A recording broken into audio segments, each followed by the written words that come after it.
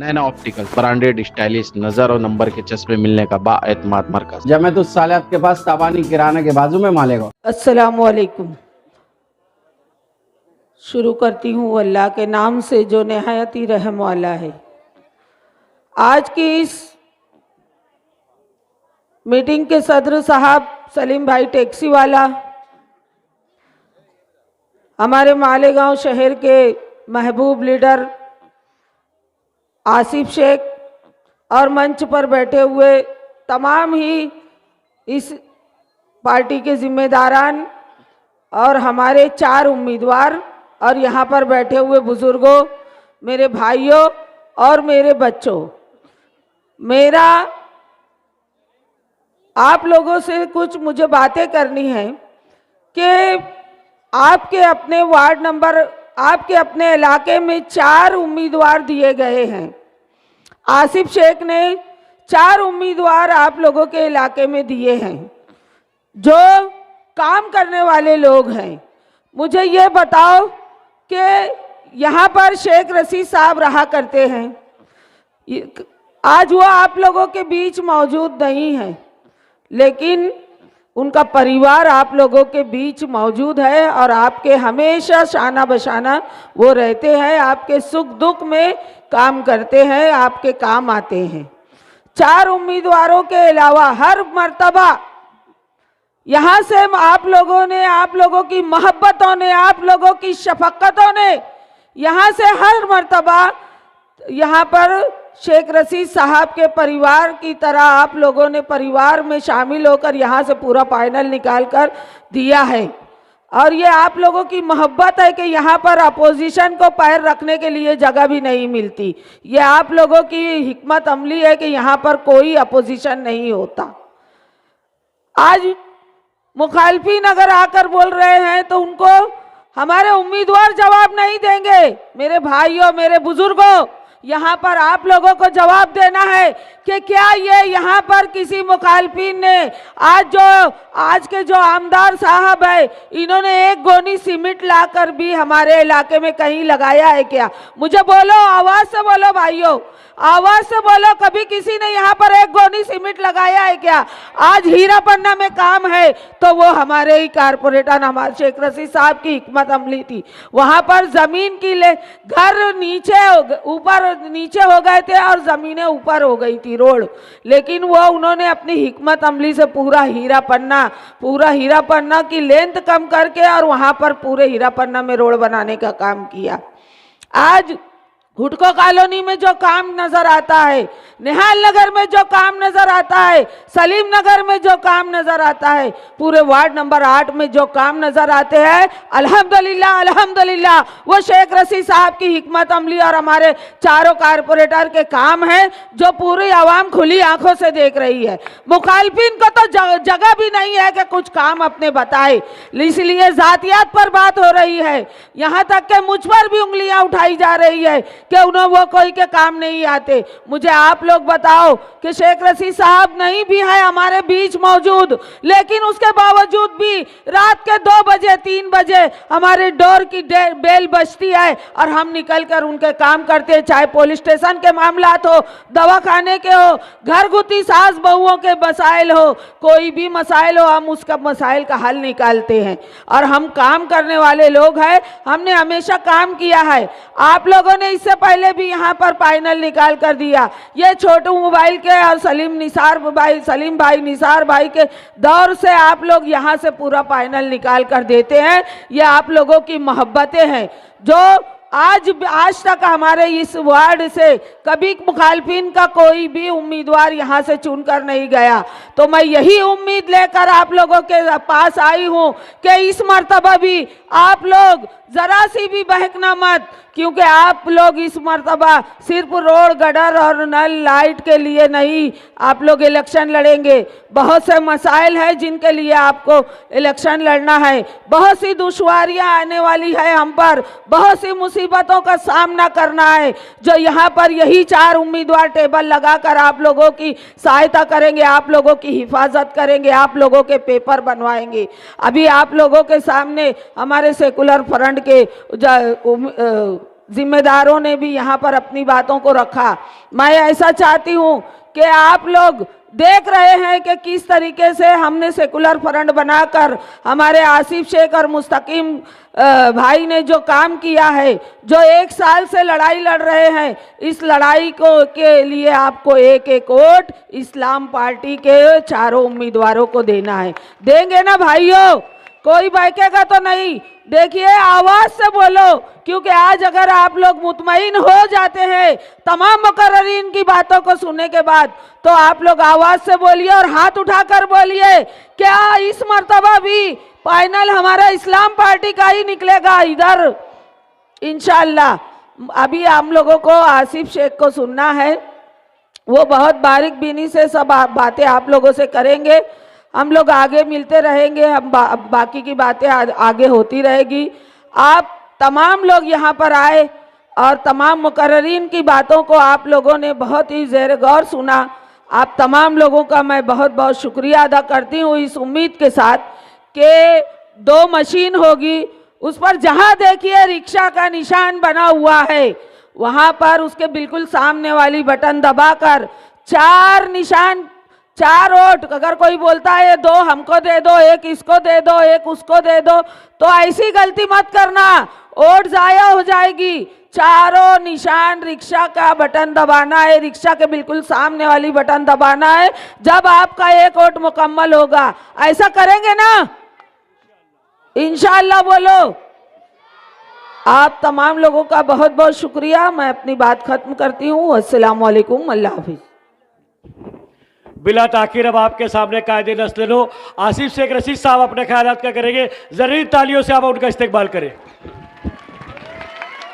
आज के जलसे के सदर मोहतरम सलीम भाई टैक्सी वाला साहब, मंच पे तशरीफ़ फरमा तायरा शेख रशीद साहिबा, मंच पे तशरीफ़ फरमा वार्ड नंबर 8 के इस्लाम पार्टी के चारों उम्मीदवार, मंच पे तशरीफ़ फरमा तमामी पार्टी के ज़िम्मेदारान, अभी अभी इस्लाम पार्टी में जिनका इस्तकबाल किया गया अतीक भाई लोखंडवाला साहब, मेरे सामने तशरीफ़ फरमा तमामी बुज़ुर्ग हजरात, नौजवान साथी और जहाँ तक मेरी आवाज़ जा रही है मेरी माँ और बहनें, 15 जनवरी को कॉरपोरेशन का इलेक्शन है और मैं आप लोगों से अपील करने के लिए यहाँ पर आया हूँ कि 15 तारीख को वार्ड नंबर 8 के चारों उम्मीदवार को इस्लाम पार्टी के वोट देकर, रिक्शा निशान पर वोट देकर भारी अक्सरियत से कामयाब करने की अपील करने के लिए आज मैं आपके बीच में आया हूं। आज इस इलाके के अंदर आकर, आज जिस जगह के ऊपर जलसा है, यहां पर इलेक्शनी माहौल में इलेक्शन के वक्त शेख रशीद साहब यहां से आप लोगों के सामने अपनी बातें रखा करते थे।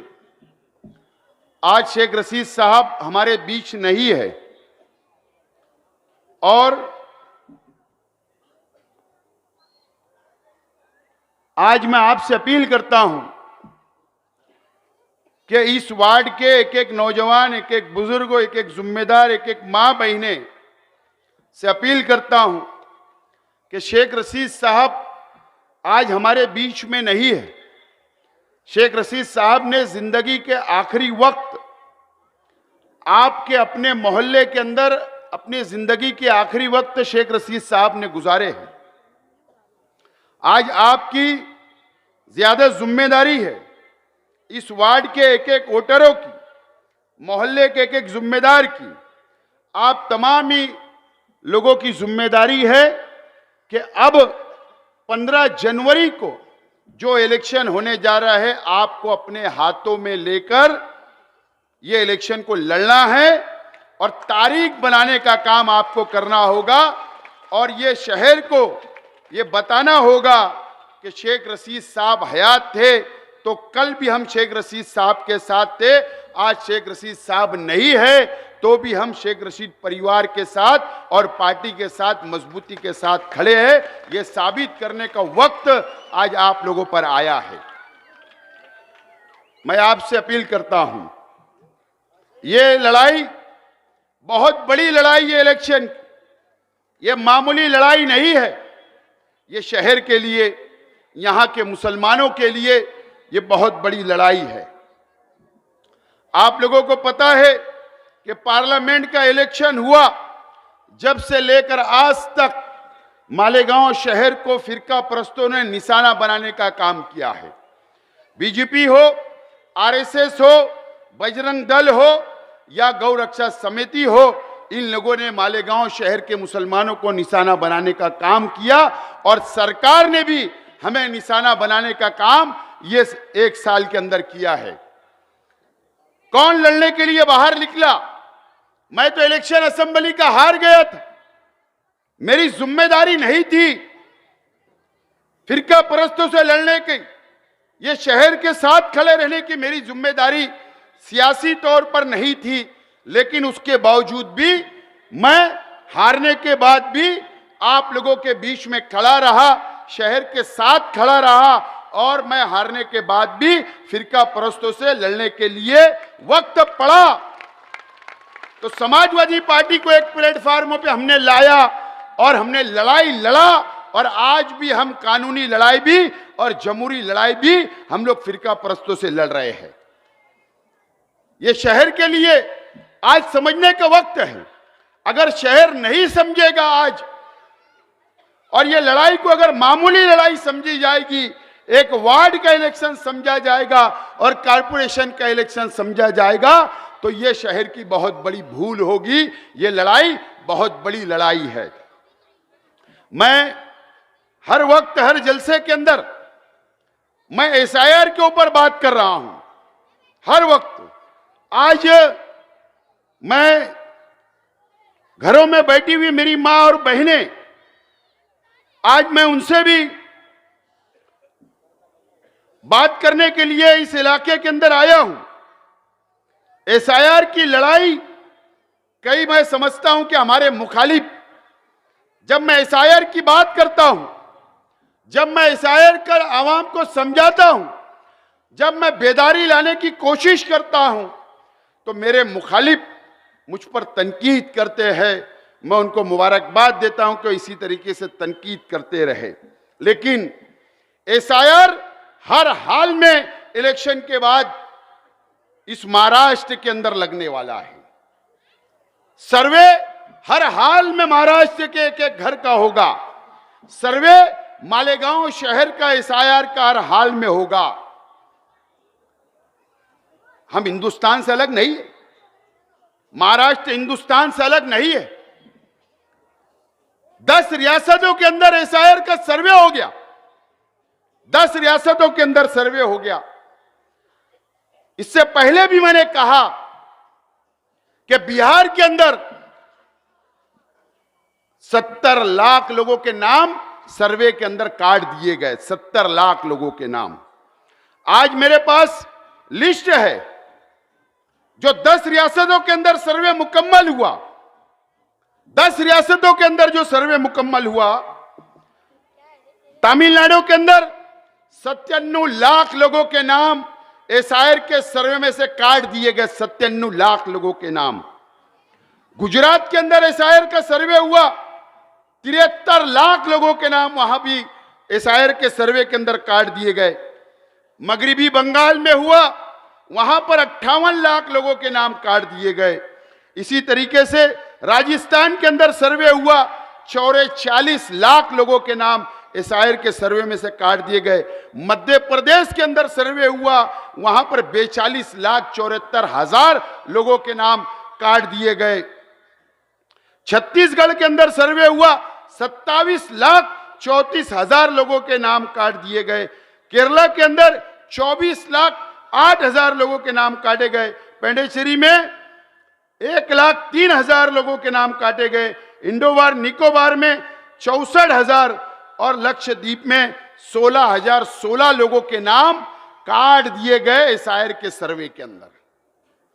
इससे पहले बिहार के अंदर सर्वे हुआ था तो पहली रियासत थी जहां पर 70 लाख लोगों के नाम काट दिए गए थे। ये 10 रियासतों का सर्वे मुकम्मल हुआ।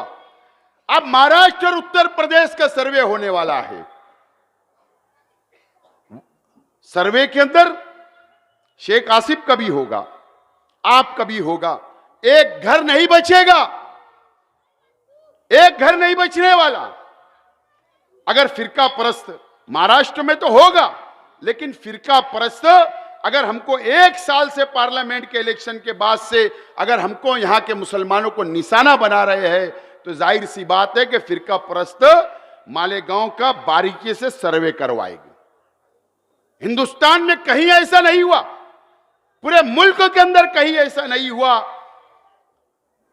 कि हमारी एसआईटी बन गई, हम पर बांग्लादेशी और रोहिंग्या का इल्जाम आया, एसआईटी बनी, इंक्वायरी हुई, 3400 जन्म दाखले रद्द कर दिए गए, कई लोग आज भी जेल में, मां बहनें जेल के अंदर गई। हिंदुस्तान में ऐसा कहीं नहीं हुआ, सिर्फ मालेगांव शहर के अंदर ऐसा हुआ, सिर्फ मालेगांव शहर के अंदर ऐसा हुआ। आपसे पेपर और सबूत मांगे जाएंगे। मैंने कई जलसों के अंदर यह बात कही, लेकिन हम मदद करने का वादा मैं करने के लिए आया हूं। अगर आज मैं वार्ड नंबर 8 में आपसे अगर वोट की अपील करने के लिए आया हूं कि 4 उम्मीदवार को चुन कर दो, ये कारपोरेटर बनेंगे या आपके साथ खड़े रहेंगे, आपका एसआईआर का सर्वे कराएंगे, आपको जो पेपर कम होगा ये पूरा करने की कोशिश करेंगे और मैं इनसे काम लूंगा और हमारे कार्यकर्ता आपके साथ खड़े रहेंगे, इस शहर के साथ खड़े रहेंगे। ये वादा करने के लिए आज मैं आपके बीच में आया हूं। मैं आज आपके बीच में आया हूं। 2002 की यादी नहीं मिल रही, वोटर लिस्ट कहां से लाओगे, ये बड़ा सवाल है। कहां से लाओगे? अगर हमने सबूत नहीं दिया, सर्वे हमारा मुकम्मल नहीं हुआ, तो जैसा अभी मैंने लिस्ट पढ़कर बताया आपको, 10 रियासतों में लाखों लोग कटे, आपका भी नाम कट जाएगा। फिर क्या होगा? एसआईआर कानून, एनआरसी कानून हमारे पे लागू होगा, एनआरसी। उसके बाद आज सिर्फ 3400 जन्म दाखले का इंक्वायरी होती है, केसेस बन जाते हैं, जेल चले जाते हैं, और जब एनआरसी आएगा, ये आप मामूली मत समझो, ये एनआरसी की तरफ बढ़ता हुआ कदम बीजेपी का, मोदी सरकार का है। जिन लोगों के नाम कटेंगे उनके ऊपर केसेस होगी, इंक्वायरी होगी कि तुम बांग्लादेशी है कि हिंदुस्तानी हो, तुम पाकिस्तानी हो कि हिंदुस्तानी हो। कौन खड़ा रहेगा? आज ये बात हमारे मुखालिफ नहीं कर रहे, इस पे बहस नहीं कर रहे, आवाम को सेहतमंद सियासत नहीं बता रहे, आवाम को मालूमात नहीं दे रहे, आवाम को गुमराह करने का काम किया जा रहा है, गुमराह करने का काम किया जा रहा है। हम काम की बात कर रहे हैं, हम आपकी हिफाजत की बात कर रहे हैं, हम आपके सर्वे के अंदर आपकी मदद करने की बात कर रहे हैं, लेकिन हमारे मुखालिफ उनकी तकरीरें सुनो, बांटने की कोशिश कर रहे हैं, मुसलमानों को तोड़ने की कोशिश कर रहे हैं, इसके लिए कि उनको हालात शहर के समझ में आ रहे हैं कि हम बहुत पीछे चल रहे हैं इस्लाम पार्टी से, सेकुलर फ्रंट से। आपने इस्लामपुरे के अंदर जो टिकट बांटा, वहां की आवाम नाराज है, तो गुमराह करने के लिए आप आपस में मुसलमानों को लड़ाओगे।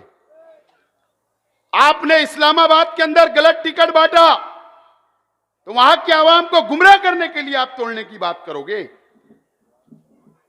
आप अपना करा हुआ छुपाने के लिए आवाम को गुमराह करने का काम कर रहे हो, आवाम को गलत रास्ता बता रहे हो।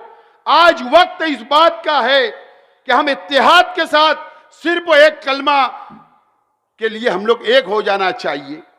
हम मुसलमान हैं, ईमान वाले हैं, आज हमको इत्तेहाद करने की जरूरत है और आप इत्तेहाद को तोड़ने की बात कर रहे हो। यही फर्क हमारी पार्टी और आप में है, ये बात आप समझ लो। इनकी हालत खराब हो चुकी पूरे महाराष्ट्र में, एमआईएम पार्टी की हालत पूरी तरीके से खराब हो चुकी है, इनका चेहरा बेनकाब हो चुका है औरंगाबाद में बेनकाब हुआ, धुलिया के अंदर बेनकाब हुआ, आकोला के अक्कलकोट में बेनकाब हुए। बीजेपी के साथ सदर बल्दिया आपने वोट दिया, आप बेनकाब हो रहे हो।